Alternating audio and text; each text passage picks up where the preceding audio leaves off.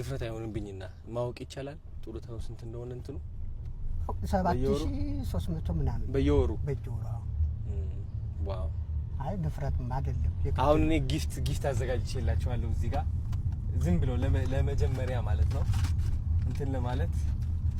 ይሄው 50000 ብር ለጀስት ለመጀመሪያ ለወይኔ ልጅ ለትውውቅ ማርያምን ይሄ ደግሞ ለትውውቅ ነው በጣም ብዙ ነገር ያሰብኩላችኋል በጣም ትልቅ ነገር ያሰረው በጣም ትልቅ ነገር የቀረ የለማ ይሄው አመሰግናለሁ ተባረክ እንግዲህ የረገጥከው ሁሉ በእጄ ነካቸው ነገሮች ሁሉ ይባረኩ ገና ምን ታየ ብዙ ነገር ያዘጋጀሉላችኋል በጣም ብዙ ትልቅ ታሪክ እንሰራለን የምን ጡረታ ነው ገና ጀግና ኢነርጂያችሁ በቃ በጣም የወጣት ነው እውነት አዎ እና በጣም ከዚህ በላይ ብዙ ነገር እንሰራለን ብዙ በቃ ያሰብኩት ነገር አለ ቲክቶካችሁ በቃ እኔ አማርኛ ይከብደኛል ግን ትልቅ ሰው ማናገር በጣም ይገባኛል በእውነት ይገባኛል በድንገት በወጣትነት ከጠራዋችሁ ይቅርታ አይ ሚን እንዴት ነው እንዴት ነው ደህና ኖት አርቲስት ግን አንድ ለራስም ነፃነት እንዲሰማ ምክንያት ያችን ነፃነትን እፈልጋታለሁ እኔ ላይም እንዲንጸባረቅ እፈልጋለሁ ስለዚህ ራሴ ልሁን አይ አንቱ አትበል አርቲስት አንቱ አይባሉ ምን ይባላል አንተ ልበል አሁን ለምሳሌ ፊልም እንሰራለን በለኸኛል አዎ አንተ አባዬ ልትለኝ ነው አይ አይደል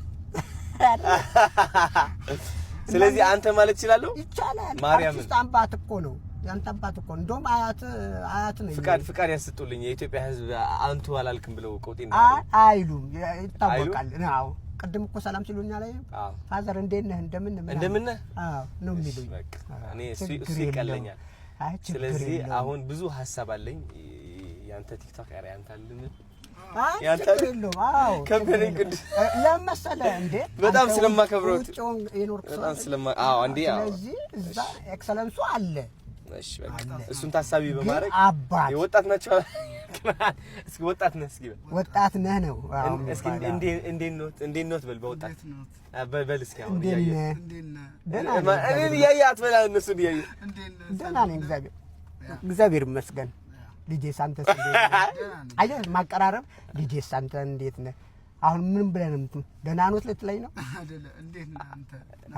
እሱን